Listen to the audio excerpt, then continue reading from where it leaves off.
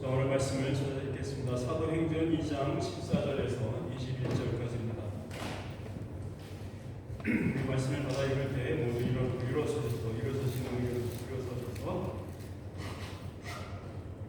함께 사도행전 2장 14절에서 21절까지의 말씀을 함께 천천히 기록하여 읽겠습니다. 베드로가 열한 사도와 함께 서서 소리를 높여 이르되 유대인들과 예루살렘에 사는 모든 사람들아, 이 일을 너희로 알게 할 것이니 내 말에 귀를 기울이라. 내가 제 정신이 너희 생각과 같이 이 사람이 유지한 것이 아니라 이는 그 선지자 요엘을 통하여 말씀하신 것이니 일렀으되 하나님이 말씀하시기를 말세에 내가 내 영을 온 육체에 부어주리니 너희의 자녀들은 예언할 것이고 너희의 젊은이들은 환상을 보고 너희의 늙은이들은 꿈을 꾸리라. 그때 내가 내 영을 내 남종과 여종들에게 부어주리니 그들이 예언할 것이요 또 내가 너희 하늘에서는 기사를 아래로 땅에서는 징조를 베풀리니 곧 피와 불과 연기로다. 주의 크고 영화로운 날이 이르기 전에 해가 변하여 어두워지고 달이 변하여 피가 되리라. 누구든지 주의 이름을 부르는 자는 구원을 받으리라 하느니라. 아멘. 앉으시기 바랍니다.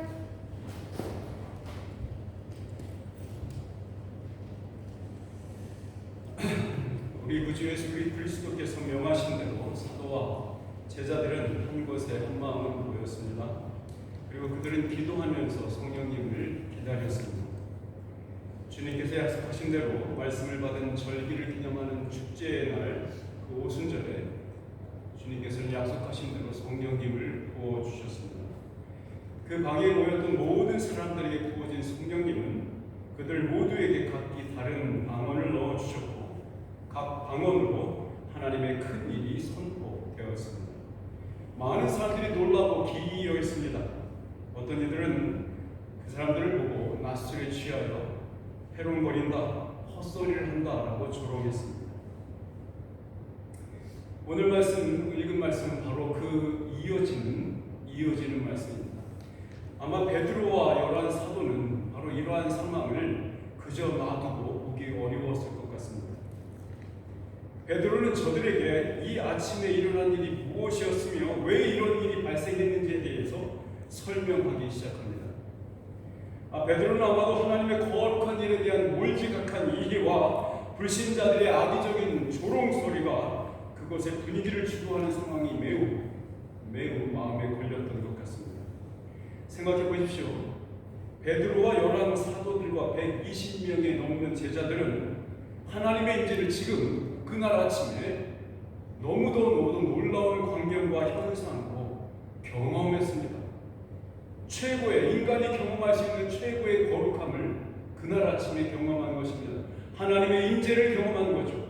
바로 그날 아침에, 바로 몇 분 전에 그것을 경험한 겁니다. 그곳에 같이 있었어요. 근데 사람들은 조롱하기 시작합니다. 저 사람들이 아침 일찍부터 대낮부터 술에 취해서 저 뭐하는 짓들이냐고. 그렇게 말이죠. 11사도, 12사도들 베드로와 포함해서 이 12사도들은 그 상황을 그저 두고만 볼 수 없었습니다.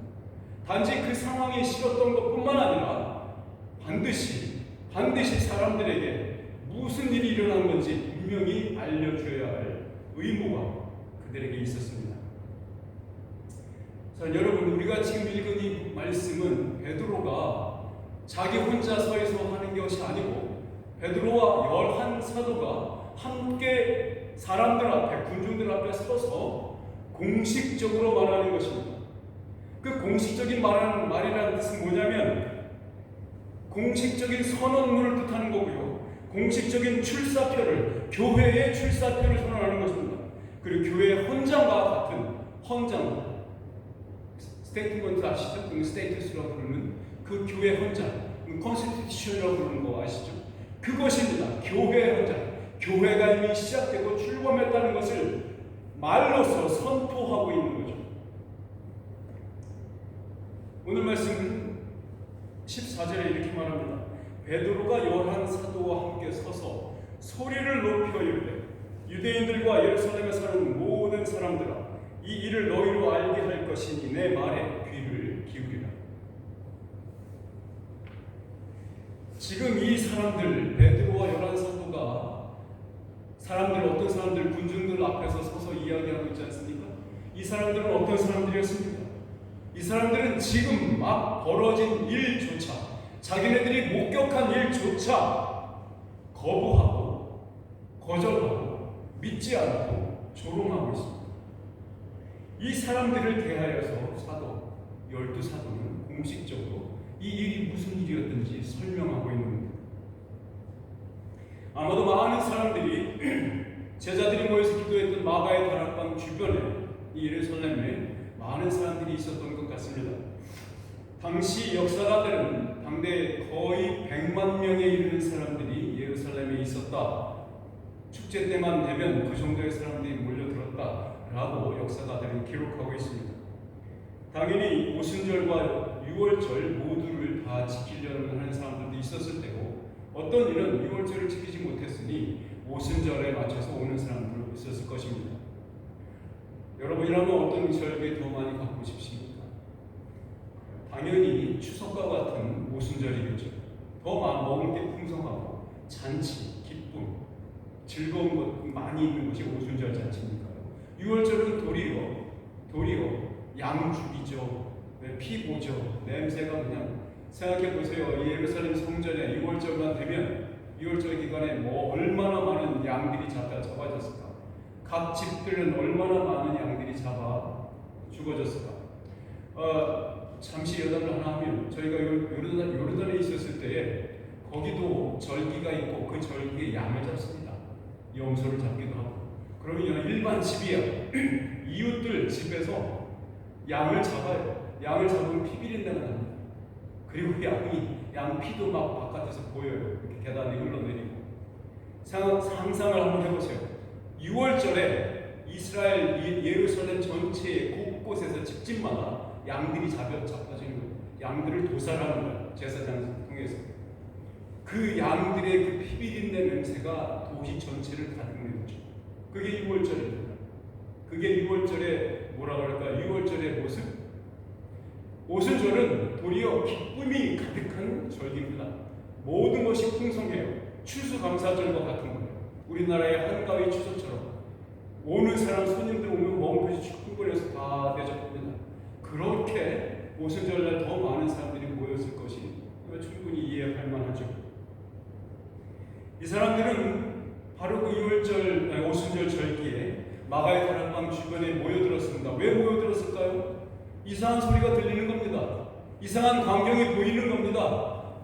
사람들이 웅성웅성해요. 시끄럽습니다. 무슨 소리를 하는지 도무지 바깥으로 기도 소리가 흘러나오는데 자기들은 잘 알아듣지 못하겠어요. 근데 그 중에 어떤 사람들은 자기네 방언으로, 자기가 살던 지방, 자기가 살던 고향은 아니죠, 그죠? 하여튼 자기가 살던 이방 지역에서 골목길에서 들었던 방언이 자기 귀에 들리는 거야. 그래서 그 방언이 하는 내용이, 그 외국어가 뭐라고 말합니까? 하나님의 큰 일을 말하고 말씀은 분명히 말하고 있지 않습니까? 하나님의 큰 일이 무엇이겠습니까? 네, 구원이 시작된 것이고 구원이 펼쳐졌다는 것이고, 그 구원이 이방 모든 사람들에게 펼쳐졌다는 것을 선언하는 것 아니겠습니까? 하나님의 구원의 큰 일, 그것이 그들의 귀에 들렸습니다. 그러나 현재 예루살렘 거민들과 토박이들은 전혀 무슨 말을 하는지, 무슨 기도를 하고 있는지 알아듣지 못했습니다. 그 사람들이 바로 제자들을 향하여서, 무리를 향하여서 조롱하는 누룩을 흩어지고 있던 사람들이었습니다.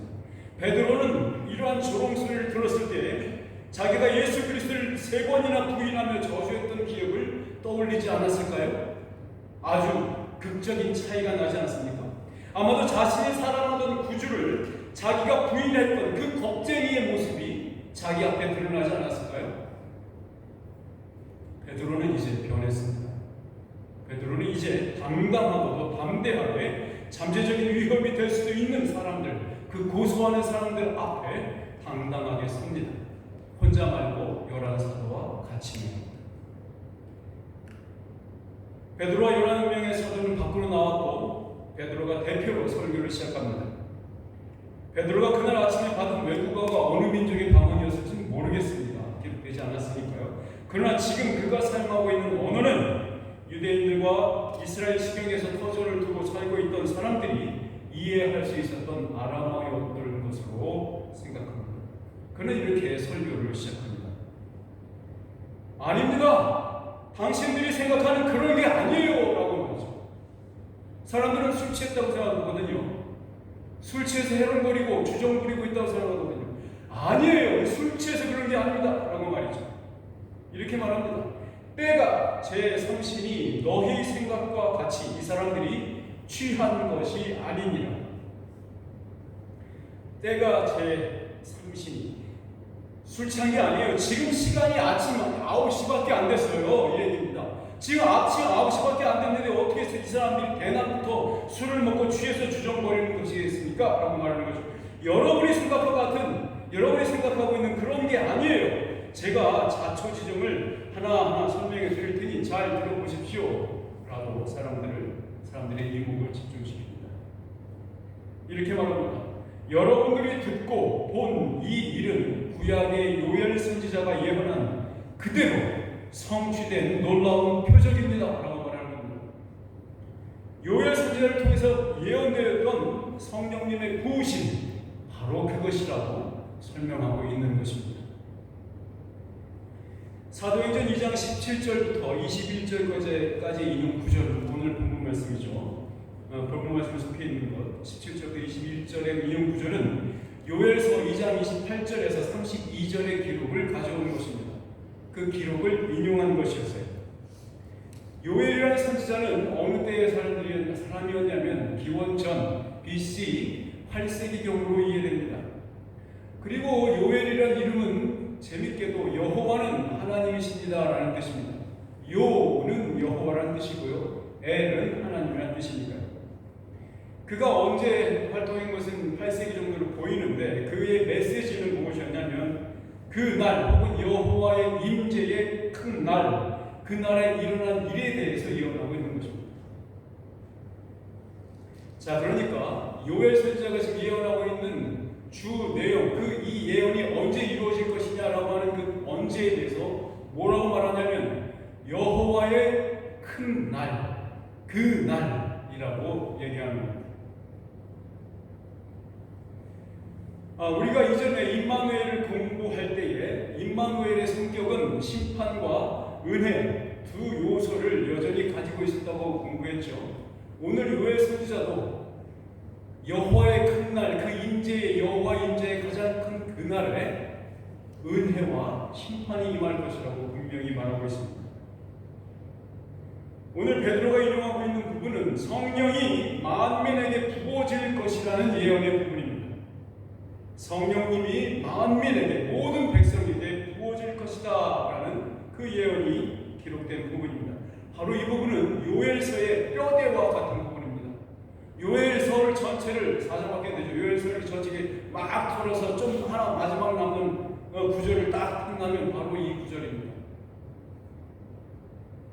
베드로가 인용한 것과 원래 요엘서의 구절들을 잘 살펴보면 한 가지 큰 차이점이 있어요. 그것은 요엘서 2장 28절은 뭐라고 시작하냐면 그 후에라고 시작합니다. 근데 그 후에라는 말을 시작하는 반면 베드로는 그 말을 어떻게 바꾸어서 인용하고 있냐면 말세에라고 말로 이해합니다. 이것은 왜 말세로 바꿨는가? 베드로가 왜 말세로 바꿨죠? 그 후에 대신에 말세로 바꿨는데 만약에 베드로가 이 요엘서 전체에 대한 이해가 부족하거나 요엘이라는 선지자가 말하고 있는 것이 제대로 몰랐다면 할 수 없었던 바꿈이죠.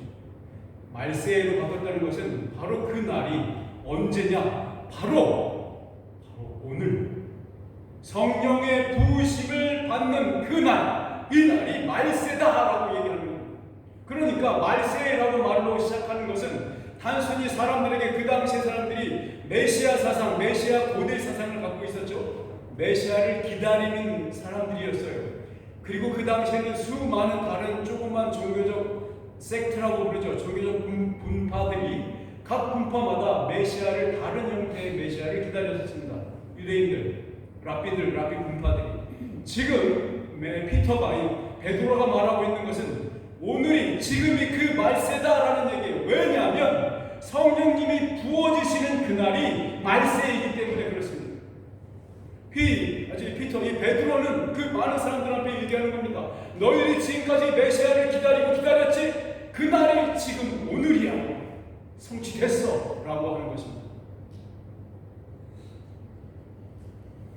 그러니까 많은 사람들이 메시아를 기다렸던 정황입니다. 그때 시대의 배경이 그렇습니다. 그러니까 김씨도 이씨도 박씨도 다 메시아를 기다리고 있었다 이 말입니다. 지금이 바로 그 말세, 즉 당신들이 메시아의 도래를 기다려온 바로 그 시간이라고 선포하고 있는 것입니다. 요엘서의 경우에는 그 앞에 선행되는 구절에서 예수 그리스도를 통해서 여호와의 구원에 대해서 말하고 있고 이어지는 성령님의 부으심을 말하고 있기에 그 후에라고 연차적으로 기록된 것입니다. 제가 처음에 예배를 시작하면서 목도할 때 읽어드렸던 내용이 바로 그 내용입니다. 이른 비와 늦은 비 이야기 나왔죠. 그리고 맨 마지막에 뭐라고 써있냐면 그 요엘서에 이렇게 기록되어 있습니다. 자, 제가 요엘서를 찾아서 읽어드릴게요. 자, 누구든지 여호와의 이름을 부르는 자는 구원을 얻으리니 이는 나 여호와의 말대로 시온산과 예루살렘에서 피할 자가 있을 것이며 남은 자 중에 나 여호와의 이름을 부를 자가 있을 것입니다. 27절에는 그런즉 내가 이스라엘 가운데 있어 너희 하나님 여호와가 되고 다른 이가 없는 줄을 너희가 알 것이라. 내 백성이 영원히 수치를 당하지 아니하리라. 그것이 27절 요엘서 마지막 절의 이야기였습니다. 이것은 요엘 선지자가 예언한 바로 그 예수 그리스도를 통한 하나님의 구원의 성취가 이미 이루어졌다는 그 구절이 표현하는 것입니다. 21절은 이렇게 도리어 말합니다. 땅이여 두려워하지 말고 기뻐하며 즐거워할지어다. 여호와께서 큰 일을 행하셨음이로다. 아멘. 여호와 하나님께서 이미 그 큰 일을 이루셨고 그 큰 일이 이루어진 그 후에 성령님이 부어지신다는 이런 예언을 요엘서 2장이 다 하고 있는 것입니다. 그러므로 사도 베드로가 그 후에라는 말로 그대로 가져오지 않고 그 앞에 것을 인용하지 않고 있기에 말세에라는 말로 시작하고 있다는 것입니다. 그러므로 얼마나 더 이것이 그 시대상 바로 그 날이 무슨 날인지 제대로 완벽하게 선포하는 언어가 되겠습니다. 영원한 하나님의 구속 언약이 성취됨으로 말미암아 하나님과 백성의 관계가 온전히 화목해 되는 결과를 얻게 될 것임을 예언하는 것이죠. 이 일이 이루어진 이후에 이어질 여호와의 큰 일이 바로 베드로가 인용한 모든 백성에게 임할 성령의 부으심입니다. 베드로 사도는 이어지는 인용구를 통해서 하나님께서 성령님을 자기의 모든 백성에게 부어주신 그 일이 지금 일어났다고 말하고 있는 것입니다. 보이지 않는 하나님의 나라를 대신하는 교회가 설립되었고 그 나라의 신적 통치가 성령님의 부어지심을 통해서 시작되었음을 드러내고 있는 것이기 때문입니다. 성령님이 교회에 부어지자 교회는 마치 성령님으로 가득한 저수지가 된 듯합니다. 이것은 교회가 구원의 어머니가 되는 예언의 성취에 있어서 필수적인 일이었습니다. 우리 본문 말씀 17절과 18절 말씀을 같이 한번 보겠습니다. 본문 말씀 17절, 18절 말씀 같이 한번 읽어보겠습니다. 시작. 하나님이 말씀하시기를 말세에 내가 내 영을 모든 육체에 부어주리니 너희 자녀들은 예언할 것이요 너희의 젊은이들은 환상을 보고 너희의 늙은이들은 꿈을 꾸리라. 그때 내가 내 영을 내 남종과 여종들에게 부어주리니 그들이 예언할 것이요. 성령님의 부으심을 받고 있는 이 신약 교회, 복음 교회는 그 은혜를 수용함에 있어서 신분의 높고 낮음, 나이가 많고 적음, 남자와 여자 어떤 것도 장애물이 없어요. 그 어떤 것도 차별이 없습니다. 한번 생각해 보십시오. 지금 우리가 말하고 있는 것은 2000년 전이에요. 2000년 전에 이미 교회라고 새로 세워진 하나님의 예수 그리스도의 몸으로서의 공동체, 이 예수 공동체는 어떤 것을 말했다고요? 네, 신분철폐예요. 그 어떤 것도, 높고 낮음도, 늙고 젊음도 없어요. 남자 여자도 없습니다. 신분의 고하도 없습니다. 세상에 이런 공동체가 어디에 있습니까? 교회 말고는 없습니다. 아이작 암브로스라는 신학자가 있는데요. 이 신학자는 이 이야기를 어떻게 이해하고 있냐면 이렇게 말합니다. 오늘 17절과 18절 말씀을 이렇게 설명합니다. 17절은 성령님의 부으심이 이스라엘 백성들을 통해 나타날 현상을 예언한 것이다. 왜 이렇게 얘기하냐면 그것은 너희 자녀들, 너희의 젊은이들, 너희의 늙은이들라고 말하면서 유대 백성들, 이스라엘 백성들의 자녀들, 늙은이들, 젊은이들을 표현하는 거예요. 그래서 너희들과 똑같은 신분, 이스라엘의 백성의 신분을 말하는 것입니다.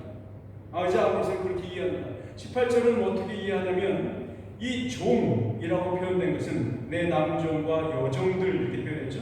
이것은 이방인을 향한 성령님의 부으심이다 이렇게 알려주고 있습니다. 그가 이렇게 구분하는 이유는 아브라함 언약의 성취를 염두에 두고 있기 때문에 그렇습니다. 아브라함 언약 기억하시죠? 모든 이방인에게 이 아브라함 자체가 복이 된다는 얘기입니다. 그리고 모든 이방인 속에서도 아브라함의 자손, 아브라함의 후손, 믿음의 후손이 나타날 것이라는 그 축복이, 그 복이 그들에게도 미쳐질 것이라는 아브라함 언약, 바로 그 언약의 성취죠. 또한 요엘서가 이방인까지 내포하는 메시지이기 때문에 말세에는 하나님의 통치가 유대인이나 이방인의 차별 없이 하나의 교회로 묶여질 것을 예언하는 것으로 봐야 하기 때문입니다. 성령님의 부으심이 실제로 일어나기까지는 무슨 일이 벌어졌는지 아는 일은 그 일의 무게와 중요성, 성령님의 부으심의 무게와 중요성을 이해하는 데 참으로 중요합니다. 자신의 교회를 세우시고자 했던 예수 그리스도는 십자가에서 죽으셨습니다. 그 후에 매장되셨습니다. 그러나 주님은 부활하셨고 승천하셨습니다. 하나님의 우편에 좌정하여 앉으셨습니다. 이제 마침내 예수 그리스도는 이 땅에 있는 자신의 몸된 교회를 성령님으로 채우시려고 부어주실 수 있게 되었다는 것입니다. 하늘에 올라가심과 하나님 우편에 앉아계셨다는 그것이 예수 그리스도에게 성령님을 우리 교회에 부어줄 수 있는 능력과 자격과 신분이 그에게 주어졌다는 것을 의미하는 것입니다. 지상 교회에 일어난 성령님의 부으신 오순절 사건은 마치 예수 그리스도의 십자가에서의 죽으심이 단회적이었던 것 같이 인류 역사에서 단 한 번만 일어나는 것입니다. 반복될 필요가 없습니다.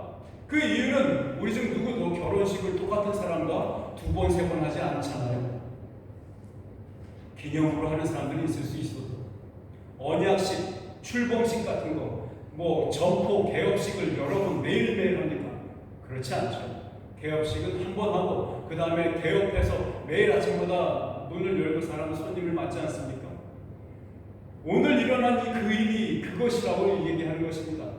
성령님의 부으심 사건은 교회가 출범했다라고 하는 출범식과 같은 것이고 언약식과 같은 것이고 그 교회와 예수 그리스도와 그 교회를 구성하는 그 예수 그리스도의 몸을 구성하는 그의 백성들과의 언약식, 결혼식과 같은 것입니다. 그러므로 그것을 매번, 매주마다, 매일마다 언약식을, 결혼식을 계속할 필요는 없는 것입니다. 이것은 우리가 구원 백성이 되는 원리와도 같습니다.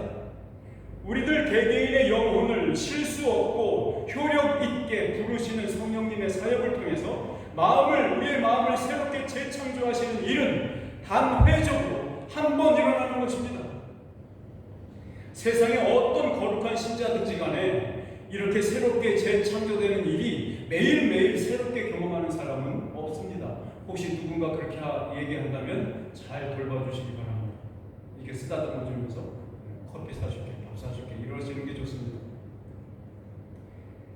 우리가 매일의 삶 속에서 회심을 경험하길 원하고 회개하고 통회하는 심령을 갖고자 하는 복된 마음은 예수 그리스도의 속죄의 사역을 경험했기 때문에라야 얻어진 결과입니다. 열매입니다. 심령의 새 심령을 가진 결과로서 우리는 회개하고 회심하는 것입니다. 그러므로 마치 십자가의 속죄가 나무의 뿌리라고 생각한다면 회개는 그 열매와도 같은 것입니다. 주님께서 자신의 핏값을 주고 세우신 자신의 몸된 교회를 성령으로 인치심과 깨끗하게 하신 일이 바로 이 오순절 사건입니다.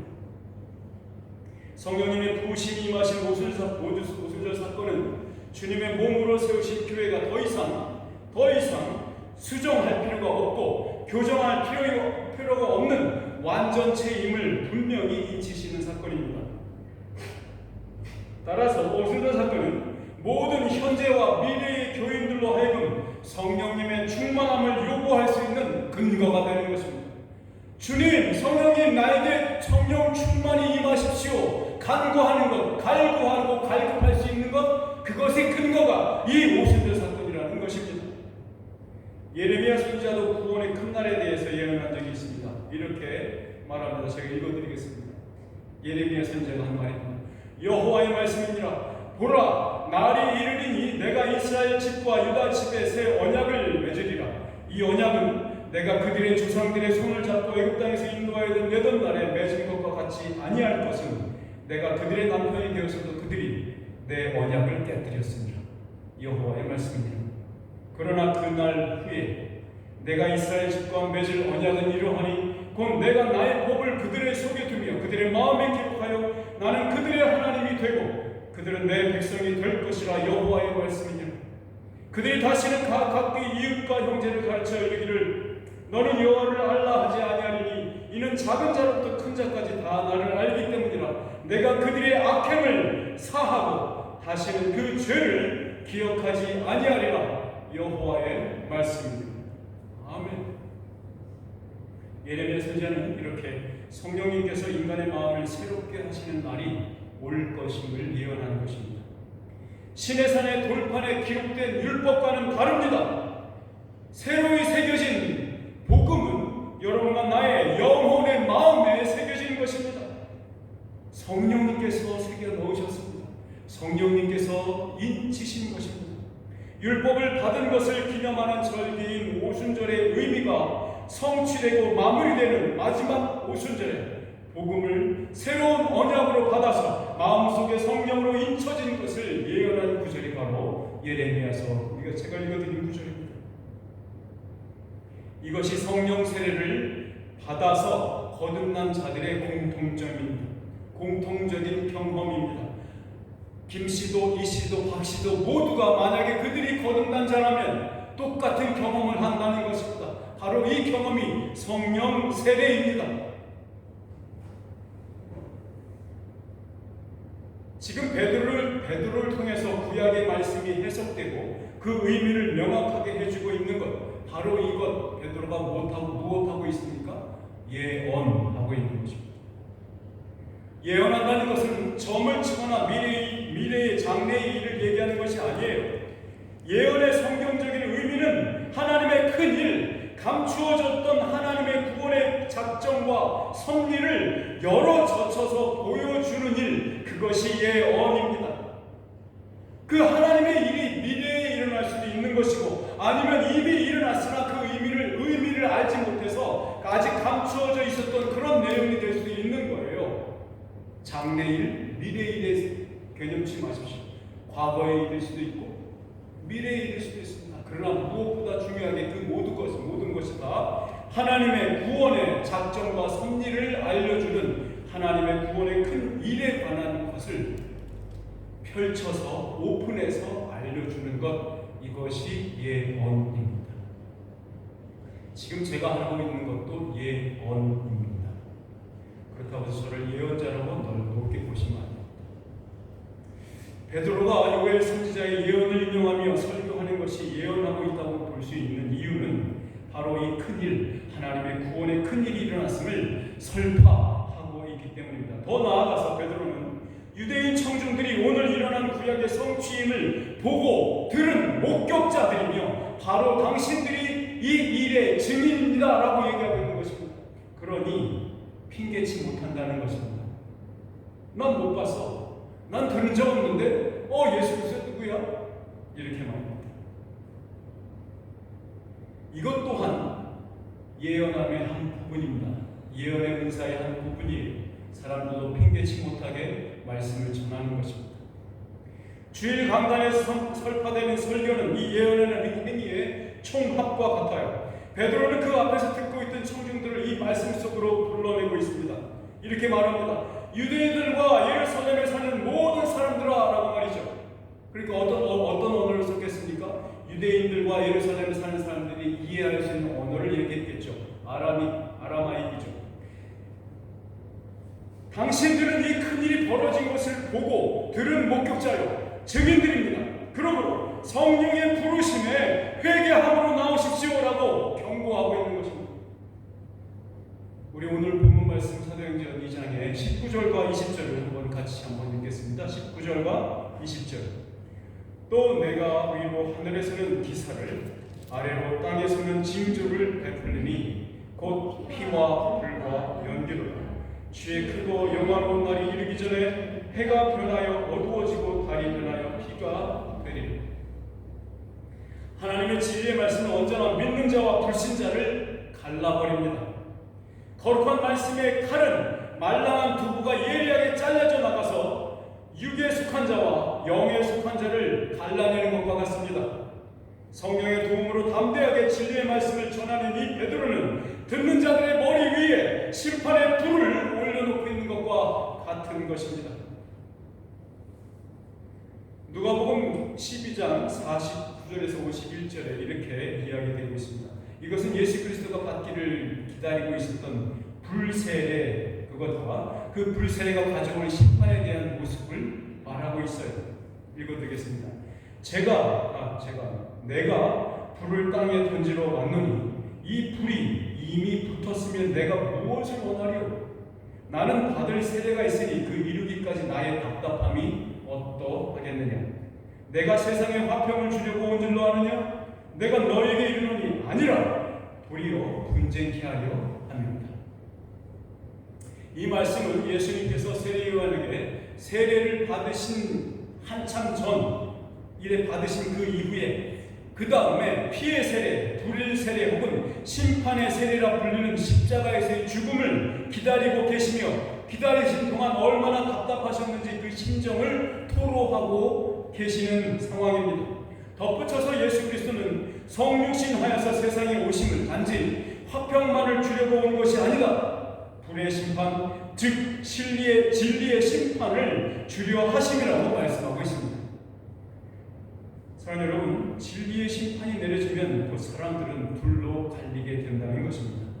진리를 받아들인 믿음의 자녀들과 불순종의 자녀들로 나누게 된다는 것입니다. 요한복음 5장의 생명의 부활과 심판의 부활을 기억하시죠? 그 심판의 부활과 생명의 부활이 갈라진다는 것입니다. 마태복음 25장의 양과 염소의 비유에서 보여주듯이 불같은 진리는 양의 자리와 염소의 자리를 가르는 예리한 양날의 검과 같습니다.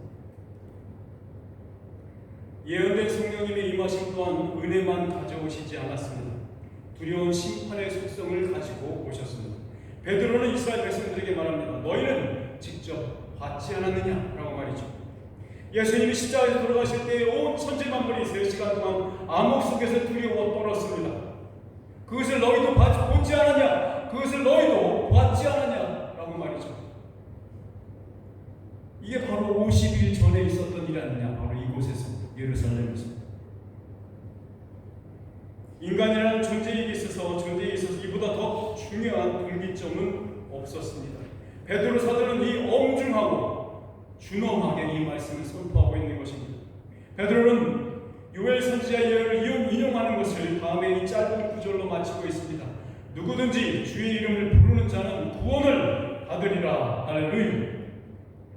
베드로 사도는 요엘서의 이 예언의 말씀을 통째로 인용하는 대신에 자신의 말로 바꾸어 듣고 있던 자들을 직접적으로 예수님이 이루신 그 구원의 교회 속으로, 구원의 방주 속으로 부르고 있는 것입니다. 야, 빨리 와. 비 좀 있으면 비 와. 엄청난 홍수가 쏟아질 거야. 빨리 와. 빨리 타. 이 방주로 들어와. 그래야 너희가 살아. 라고 하는 거죠. 베드로 사도가 이 말씀 바로 이후에 이어진 인용하지 않은 말씀이 이렇게 있습니다. 요엘서의 말씀입니다. 제가 읽어드릴게요. 요엘서 2장 32절인데요. 이는 나 여호와의 말대로 시온산과 예루살렘에서 피할 자가 있을 것이며, 자 들으세요. 시온산과 예루살렘에서 피할 자가 있을 것이며 남은 자 중에 여호와의 이름을 받을 자가 있을 것입니다. 자, 베드로는 이 말씀이 성취되는 바로 그 역사적인 순간에 서 있음을 바로 깨닫고 있는 것입니다. 생각해 보세요. 그날 아침에, 당일날 아침에 무슨 일이 있었습니까? 성령님의 부으심이 있었죠. 요엘 선지자가 예언한 것처럼 그 예언이 성취 이미 됐습니다. 그런데 아직 성취되지 않은 부분이 있는 거야. 그 부분이 지금 제가 읽어드린 거예요. 너희 중 시온산과 예루살렘에서 피할 자가 있을 것이며 남은 자 중에서 다 여호와의 부름을 받을 자가 있을 것이다라고 그 예언이 써 있잖아요. 이 베드로는 이 부분을 인용하지 않았어요. 인용하지 않고 이 말씀을 어떻게 인용하고 어떻게 자신의 말씀으로 말하고 있는지 아십니까? 잘 생각해 보세요. 베드로는 바로 아침에 성취된 그 예언의 말씀이 성취된 것을 봤어요. 그 현장에 있었습니다. 그리고 지금 눈앞에 서 있는 자들 앞에 이미 말씀에 예언된 자들이 바로 앞에 있는 것을 지금 눈으로 목도하고 있는 거예요. 그래서 베드로는 뭐라고 말합니까? 너희들 시온산, 이것이 시온산 아닙니까? 그 장소가 예루살렘, 그곳이 예루살렘 아닙니까? 거기에서 피할 자가 있을 것이며 라는 말을 바로 알고 있어요. 그들에게 말하는 겁니다. 예수 회개하고 성령을 받으라. 회개하고 예수 그리스도의 선물 성령을 받으라 라고 말합니다. 구원의 방지로 오라고 부르고 있는 것이 바로 그겁니다. 자신과 다른 사도들이 서 있는 그 자리, 성령의 부으심을 받은 그 자리가 시온산과 예루살렘이라는 것, 그들 속에 또한 예수 그리스도의 구원의 반석과 그 산상의 교회 속으로 진노의 심판으로부터 피하여 숨을 자들이 분명히 있음을 성령의 은혜로 베드로는 지금 직감하고 있는 겁니다. 감각하고 있는 거예요. 느끼고 있는 거예요. 목도하고 있는 겁니다. 자, 여러분들은 베드로가 감동과 감격으로 서 있는 이 말씀 성취의 현장에 함께 있고 싶지 않으십니까? 베드로 사도는 요엘 선지자의 예언이 성취되는 한 가운데 있음을 알기에 그 마지막 구절을 인용하지 않은 채 직접적으로 그들을 복음의 새 언약의 교회로 부르시고 있는 겁니다. 우리 중에도 남은 자가 있음을 압니다. 우리 중에도 피할 자가 있음을 압니다. 예수 그리스도를 당신의 구원자로 영접하십시오. 그래야 진노의 심판에서 구원함을 얻습니다. 사랑하는 여러분, 모든 구원받기로 작정된 영혼은 자원함으로 반응합니다. 사도행전 13장 38절에 기록되어 있습니다. 성령으로 작정된 모든 자는 성령을 받더라, 이렇게 말이죠. 왜냐하면 성령님은 신격적인 분이어서 아무도 옥죄거나 강요함으로 자기에게 걱정시키는 그런 비인격적인 분이 아니에요. 중생케 하시는 성령님의 부르심은 모든 죄인들이, 모든 사람들이, 모든 백성으로 하여금 아멘 하면서 믿음으로, 자발적으로, 자원함으로, 순종함으로 반응하게 돼 있습니다.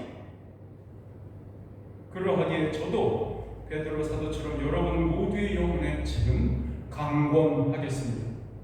이미 믿음 안에 거하시는 성도님들은 우리를 구원하실 그 유일한 방법과 생명의 원리가 참 진리임에 아멘 하시면 됩니다. 그 은혜의 원리가 오늘 나의 삶을 지배하는 법임을 찬양하시며 기뻐하시기를 바랍니다.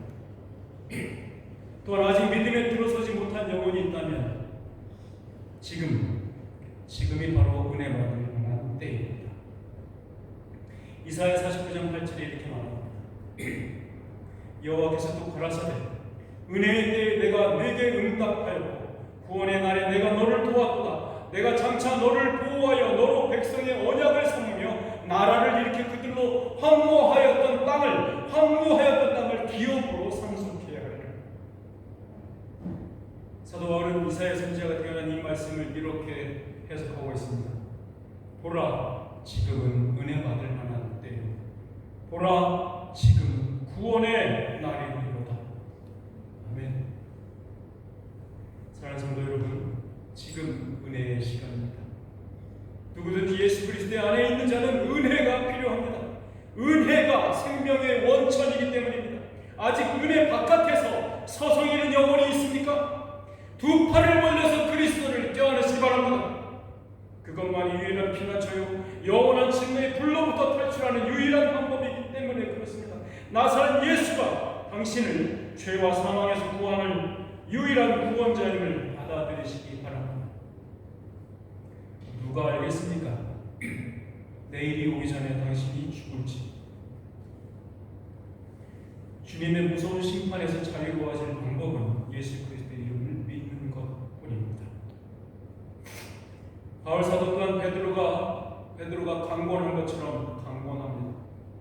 로마서 10장 9절에서 13절 말씀입니다. 우리 한번 찾아서 한번 읽어볼까요? 로마서 10장 9절에서 13절.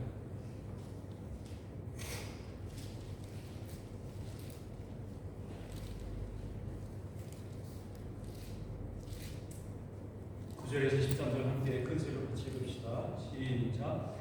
내가 만일 내 입으로 예수를 주라 시인하며 또 하나님께서 그를 죽은 자 가운데서 살리신 것을 내 마음에 믿으면 구원을 받으리라. 사람이 마음으로 믿어 의에 이르고 입으로 시인하여 구원에 이르느니라. 성경이 이르되 누구든지 그를 믿는 자는 부끄러움을 당하지 아니하리라 하니 유대인이나 헬레인이나 차별이 없습니다. 한 분이신 주께서 모든 사람의 주가 되사 그를 부르는 모든 사람에게 부요하시도다. 누구든지 주의 이름을 부르는 자는 구원을 아멘. 누구든지 예수 그리스도를 주라 시인하며 마음으로 그의 부활을 믿으면 구원에 이를 수 있습니다. 이 복음이 오순절날 다만 그 마가의 다락방에 모인 사도들과 제자들에게 뿐만 아니라 모든 하나님의 백성들에게 들려졌습니다. 오늘 여러분의 귀에 주님의 복음의 말씀이 임하였습니다. 심판의 크고 두려운 날이 여러분에게 생명의 부활의 날에 이르면 지금 예수 그리스도를 영접하셔야만 합니다. 영접하는 자 그 이름을 믿는 자에게는 하나님의 자녀가 되는 권세를 주셨으니 이는 혈통으로나 육정으로나 하나 사람의 뜻으로 나지 아니하고 오직 하나님께서로 난 자들이니라. 요한복음에서 말하지 않습니까? 베드로의 설교를 가슴에 새기십시오. 그의 설교를 통해 참 오순절의 절기를 지키시기 바랍니다. 성령과 진리의 복음이 우리에게 주시는 오순절의 선물입니다. 오늘 우리 중에 이 선물의 주인공이 누가 되시겠습니까? 아멘으로 화답해 주시기 바랍니다. 그리스도가 당신을 위해 하늘로 올라가셨습니다. 그리스도가 당신을 위해 하나님 오른편에 앉아 계십니다. 그리고 그가 여러분의 마음속에 성령님을 보내주셨습니다. 우리의 마음은 성령님이 거하시는 처소요 하나님을 위한 그의 성전입니다. 우리 고린도전서 3장 16절과 17절을 찾아서 읽음으로 말씀을 마치고자 합니다. 고린도전서 3장이 있습니다.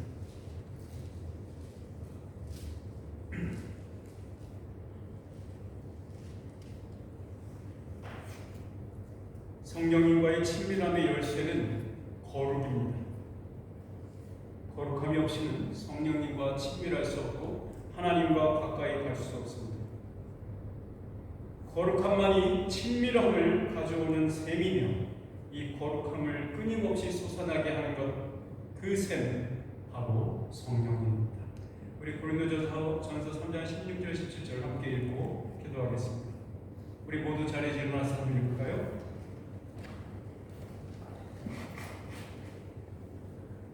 읽습니다. 시작. 너희는 너희가 하나님의 성전인 것과 하나님의 성령이 너희 안에 계시는 것을 알지 못하느냐. 누구든지 하나님의 성전을 더럽히면 하나님이 그 사람을 멸하시리라. 하나님의 성전은 거룩하니 너희도 그러하리라. 아멘. 기도합시다. 전능하시고 신령하신 아버지 하나님, 나무나하고 더 냄새나고 시체의 썩은 것만 풍길 줄 알던, 풍길 수밖에 없었던 우리 이 영혼들을 다시 살리시사 거룩하고 흠없는 주 예수 그리스도에게로 연합하게 하신 성령님의 은혜를 너무도 찬양하고 기뻐합니다. 아버지 하나님, 우리를 그에게 붙여주신 것이 성령님이시고 또한 그것을 보존하시고 지키시며 마지막 날까지 인도하시며 하나님의 존전으로 데려가시는 분이 성령님을 성령님께서 성경에서 말씀하고 있사오니 주님, 우리가 그 성령님과 함께 동행하게 하시고 그 성령님과 함께 마지막 날까지, 우리의 죽음의 마지막 날까지, 예수 그리스도가 다시 오시는 그 마지막 날까지 한 걸음 한 걸음 매일 성령 충만한 삶을 살 수 있도록 축복하여 주시옵소서. 예수 그리스도의 이름으로 기도합니다. 아멘. 우리 찬양합시다. 찬송가 162장. 우리 일어나서 찬양합시다. 162장.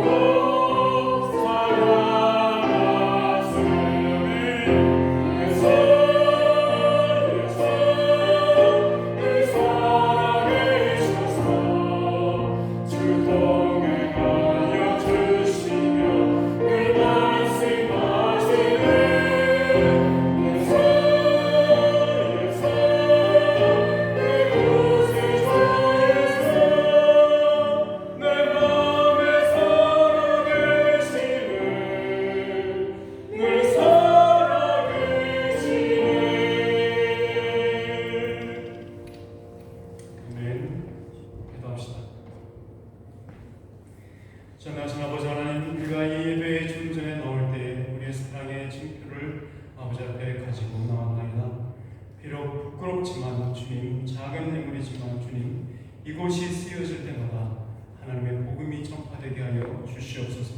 사랑이 전파되게 하시고 배려가 전파되게 하시고 또한 그를 위한 기도가 전파되게 하여 주시옵소서.